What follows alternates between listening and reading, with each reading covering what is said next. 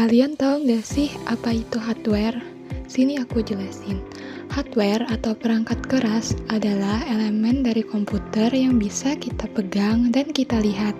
Contohnya seperti monitor, keyboard, dan berbagai komponen lainnya. Hardware juga dapat dikategorikan menjadi beberapa komponen loh, yaitu ada internal dan eksternal. Internal diperlukan agar komputer dapat berfungsi dengan baik ketika dioperasikan. Sedangkan komponen eksternal yaitu bisa kita sebut juga sebagai perangkat periferal yang dipasang ke komputer untuk menambah dan meningkatkan fungsional dari komputer. Berikut ini adalah fungsi utama dari hardware. Hardware berfungsi memberikan dukungan fungsi utama pada komputer seperti input, pemrosesan, output, penyimpanan sekunder, dan komunikasi. Ada beberapa contoh dari hardware.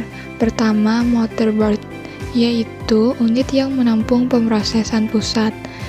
Yang kedua, ada CPU, yaitu otak dari komputer yang bertugas untuk memproses dan mengeksekusi instruksi digital dari berbagai program.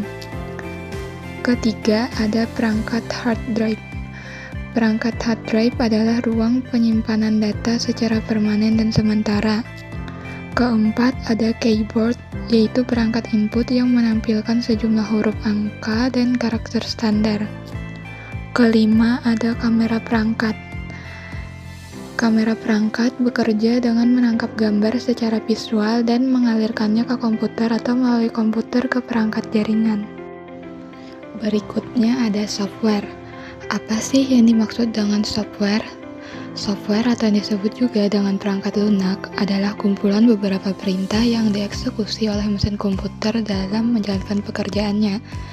Software tidak bisa dilihat ataupun disentuh, tetapi sangat penting karena tanpa adanya software, hardware tidak akan berguna. Apa sih fungsi utama dari software? Fungsi utama dari software adalah menjadi perantara antara pengguna dan perangkat keras, yaitu seperti mengatur, mengendalikan, dan menerjemahkan perintah agar komputer dapat beroperasi, memproses data, dan menjalankan aplikasi, serta menyelesaikan tugas sesuai instruksi dari pengguna. Berikutnya yaitu contoh dari software. Pertama, ada software system yang berfungsi untuk mengelola perangkat keras dan menjadi penghubung antara pengguna dengan komputer. Contohnya seperti Windows, yaitu sistem operasi yang paling banyak digunakan pada komputer dan laptop untuk menjalankan berbagai aplikasi. Kedua, ada software aplikasi yang digunakan untuk membantu pengguna melakukan tugas tertentu. Contoh dari software aplikasi adalah Microsoft Word yang digunakan untuk membuat dan mengedit dokumen teks. Ada Microsoft Excel yang digunakan untuk mengelola data dan perhitungan angka, dan masih banyak aplikasi lainnya. Ketiga, ada software pemrograman, yaitu software yang digunakan untuk membuat program atau aplikasi. Contoh dari software pemrograman seperti Visual Studio Code, atau yang disebut juga sebagai editor kode untuk berbagai bahasa pemrograman. Berikutnya yaitu ada brainware. Brainware adalah orang yang menggunakan, mengoperasikan, dan mengelola perangkat komputer.